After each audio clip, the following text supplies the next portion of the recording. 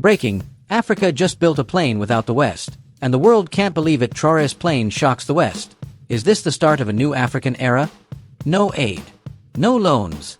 Just African innovation. Traoré changes the game. What just took off in Burkina Faso has Western powers trembling. This plane was made in Africa, and it's a direct challenge to Western control. Burkina Faso flies solo, and it's Traoré's boldest move yet. Traoré's made in Burkina plane proves Africa needs no permission to rise. From dust to the skies, Traoré just redefined what's possible for Africa. Africa's wings of freedom have taken off. Here's how it happened. Western media won't show you this Burkinabe innovation. Captain Ibrahim Traoré unveils Burkina Faso's first ever, made in Burkina, airplane. In a historic and revolutionary move, Traoré has launched a domestically built aircraft, signaling Africa's rising technological independence and economic sovereignty. This bold step not only shocked Western powers but also inspired a wave of Pan-African pride. From military reforms to local innovation, Traoré continues to challenge Western dominance and chart a new course for Burkina Faso's future. This is more than just an aircraft. It's a symbol that Africa can rise without loans, without foreign aid, and without Western control. The world is watching, but Traoré is leading in this video. How Burkina Faso's engineers built a plane that made even experts question reality. Why the West is panicking over a Made in Africa revolution. What this means for Africa's future independence from colonial tech empires. How Traoré continues to flip the script and inspire a continent. Burkina Faso's reported plane and the Made in Africa revolution. A detailed analysis. Burkina Faso's engineers and the claimed plane. The claim that Burkina Faso's engineers have built a plane that made even experts question reality originates from a single X post dated June 5, 2025, which lacks supporting details such as the plane specifications, purpose, or evidence of its existence. No major news outlets, aerospace industry reports, or official government statements corroborate this claim, suggesting it may be speculative, exaggerated, or part of a propaganda effort to bolster national pride under junta leader Ibrahim Traoré. To assess this, let's explore the context, feasibility, and potential significance of such a development. Context and feasibility. Burkina Faso, a landlocked West African nation with a population of approximately 23 million, faces significant challenges, including widespread poverty, limited industrial infrastructure, and ongoing jihadist insurgencies controlling roughly 40% of its territory. Aerospace engineering requires advanced technical expertise, sophisticated manufacturing facilities, and access to specialized materials like aerospace-grade alloys, avionics, and propulsion systems. Resources that Burkina Faso currently lacks domestically. For comparison, even countries with more developed industrial bases, like Nigeria or Kenya, have not produced indigenous manned aircraft, though South Africa has a history of aerospace development through companies like Denel. The closest verifiable technological achievement in Burkina Faso is the launch of the Atawa electric vehicle in January 2025, a 100% electric, solar-powered car produced in Ouaga 2000.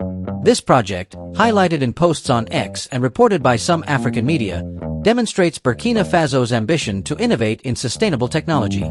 However, automotive engineering differs significantly from aerospace, which demands exponentially higher investment, safety standards, and expertise. If the plane exists, it is more likely a small-scale prototype, such as a drone, ultralight aircraft, or experimental model, possibly developed with external assistance from allies like Russia or China, given Burkina Faso's recent geopolitical realignment. Possible scenarios: prototype or drone. The plane could be a small unmanned aerial vehicle, UAV, or a basic manned prototype, such as a single-engine aircraft. Drones are increasingly common in Africa for surveillance and agriculture, and Burkina Faso's military, facing insurgencies, could benefit from such technology. Russia, which has supplied military equipment to Burkina Faso since 2023, may have provided technical support or components. Symbolic project. The claim may be a symbolic gesture to boost national morale and Traoré's image as a visionary leader. Similar to the Atawa vehicle, which was celebrated as a Made in Burkina achievement, the plane could be a narrative to inspire confidence in local innovation, even if the actual product is modest or incomplete. Misinformation or exaggeration. Without independent verification, the claim could stem from misinformation or government propaganda. Traoré's regime has leveraged social media to promote its achievements, and unverified claims can spread rapidly, as seen with the viral deepfake video of Traoré in 2024. Challenges and significance. If true, the plane would mark a significant milestone for Burkina Faso, signaling a leap in technical capacity and ambition. It would require a team of trained engineers, likely educated abroad or trained through partnerships, and significant funding, possibly diverted from other sectors like security or agriculture. The project's success would depend on overcoming challenges like supply chain limitations, lack of testing facilities, and regulatory hurdles for airworthiness. The claim's significance lies in its narrative power. Even if the plane is a prototype or exaggerated, it aligns with Traoré's vision of self-reliance and challenges the perception that African nations cannot innovate in high-tech fields. However, without concrete evidence, such as photos, videos, technical reports, or international validation, the story remains speculative. Future developments, such as an official unveiling or third-party analysis, would be needed to confirm its authenticity. Why the West is perceived as panicking over a Made in Africa revolution. The notion of the West panicking over a Made in Africa revolution is a rhetorical flourish, but it reflects genuine concerns among Western powers about losing influence in Africa, particularly in the Sahel. Burkina Faso, under Ibrahim Traoré, has spearheaded a shift away from traditional Western partners, particularly France, toward Russia and, to a lesser extent, China. This geopolitical pivot, combined with the Made in Africa narrative, challenges the West's historical dominance in the region. Geopolitical shift. Since Traoré's 2022 coup, Burkina Faso has expelled French troops, ended military cooperation with France, and aligned with Russia for security support, including Wagner Group mercenaries and Russian arms. This mirrors similar moves in Mali and Niger, which together formed the Alliance of Sahel States, AES, in 2024 after withdrawing from ECOWAS, a West African bloc perceived as Western-influenced. The AES aims to foster regional integration and reduce dependence on external powers, directly challenging France's role in Francophone Africa. The West's concern is evident in diplomatic reactions. For example, in 2025, U.S. General Michael Langley accused Traoré of misusing Burkina Faso's gold reserves, prompting protests in Ouagadougou. France, meanwhile, has faced declining influence, with its ambassador expelled from Burkina Faso in 2022 and its media outlets, like RFI, suspended. The West fears that the Sahel's pivot to Russia could destabilize the region further, given Russia's track record of prioritizing strategic interests over development. Economic implications. Traoré's economic policies, such as establishing national gold reserves and building a gold refinery in 2024, aim to retain Burkina Faso's mineral wealth domestically. This threatens Western companies, as seen in the 2024 arbitration case filed by Australia's Surama Resources after losing a gold exploration license. Burkina Faso's gold sector, which accounts for a significant portion of its GDP, has historically been dominated by foreign firms. By nationalizing resources and promoting local industries like the Itawa vehicle, Traoré is signaling a shift toward economic sovereignty, which alarms Western investors accustomed to favorable terms. Narrative power and youth appeal. The Made in Africa narrative, amplified by claims like the plane and projects like Itawa, resonates with Africa's youth, who constitute over 60% of the continent's population. Frustrated by decades of perceived exploitation, young Africans see Traoré's defiance as a model for rejecting neocolonialism. Social media platforms like X amplify this sentiment, with posts celebrating Burkina Faso's achievements and Traoré's leadership. The West fears that this narrative could inspire other African nations to adopt similar anti-Western stances, eroding economic and political influence across the continent. Said panic. While panic may overstate the reaction, the West is recalibrating its approach to Africa. The US and EU have increased development aid and investment in response to China and Russia's growing presence, but their influence in the Sahel is waning. The fear is not solely about a single project like a plane, but about a broader ideological shift that could reshape Africa's alliances and economic priorities. The West's challenge is to balance criticism of junta-led regimes with engagement to avoid further alienating African populations. Implications for Africa's future independence from colonial tech empires. The Made in Africa movement, exemplified by Burkina Faso's technological ambitions, has profound implications for the continent's quest to break free from dependence on colonial tech empires, a term referring to the historical reliance on Western technology and expertise. This section explores the opportunities, challenges, and long-term prospects of this shift. Opportunities for technological sovereignty. Local innovation.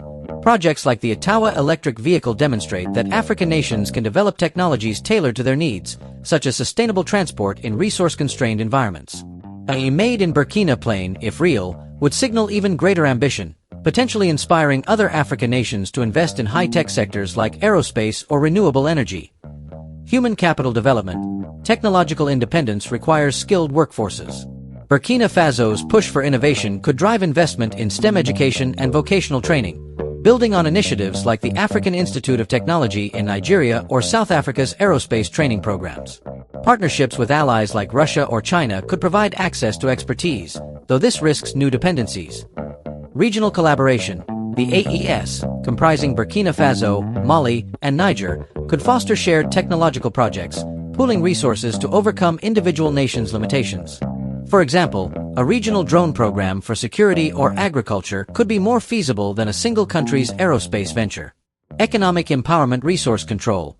By retaining more of its mineral wealth, Burkina Faso can fund technological development. The 2024 gold refinery, for instance, aims to process gold locally, increasing revenue and reducing reliance on foreign refiners. Similar strategies could support tech industries, though Burkina Faso's 2024 bond auction failure highlights the challenge of attracting investment without Western support. Market creation. Indigenous technologies like electric vehicles or drones create domestic markets, reducing import costs and fostering entrepreneurship. Africa's growing middle class and urbanization provide demand for such innovations, as seen with Nigeria's Innocent Motors or Kenya's mobile tech sector. Challenges and risks. Infrastructure gaps. Burkina Faso lacks the industrial base for advanced manufacturing. Aerospace projects require reliable electricity, supply chains, and testing facilities, which are limited in a country where 40% of the population lacks access to electricity. Security diversions. Ongoing insurgencies, such as the May 2025 Djibo attack that killed dozens, divert resources from development. The junta's focus on security, including Russian-supplied equipment, may prioritize military needs over civilian innovation. New dependencies. While rejecting Western influence, Burkina Faso's reliance on Russia for military and possibly technical support risks replacing one external power with another. China's growing role in African tech, such as Huawei's 5G networks, poses similar concerns. Global isolation. Policies like nationalizing resources or expelling Western firms can deter investment and isolate Burkina Faso from global markets, as seen with the Sarama resources dispute. Technological independence requires integration into global supply chains, which may be challenging under Traoré's confrontational stance. Long-term prospects. Achieving technological independence is a long-term goal requiring sustained investment, political stability, and regional cooperation. South Africa's aerospace industry, built over decades with state support, offers a model, but Burkina Faso's context, marked by instability and limited resources, demands a more incremental approach. Success could inspire a continent-wide shift, with countries like Ghana, Nigeria, or Ethiopia leveraging their larger economies and tech ecosystems to lead. However, failure to address security and economic challenges could stall progress, reinforcing skepticism about Africa's technological potential. How Traoré continues to flip the script and inspire a continent. Ibrahim Traoré, at 37, has become a symbol of revolutionary change in Africa, drawing comparisons to Thomas Sankara, Burkina Faso's iconic leader from 1983 to 1987. His leadership style, policies, and media presence have galvanized support, particularly among Africa's youth, while sparking controversy for authoritarian measures. Below is a detailed look at how Traoré is reshaping Burkina Faso's narrative and inspiring the continent. Anti-colonial leadership. Traoré's rise to power in a September 2022 coup, Burkina Faso's second that year, was driven by frustration with insecurity and perceived Western interference. His actions, expelling French troops, suspending French media, and aligning with Russia, position him as a staunch anti-colonialist. His rhetoric, often invoking Sankara's legacy, emphasizes sovereignty and self-reliance, resonating with Africans who view Western aid and influence as exploitative.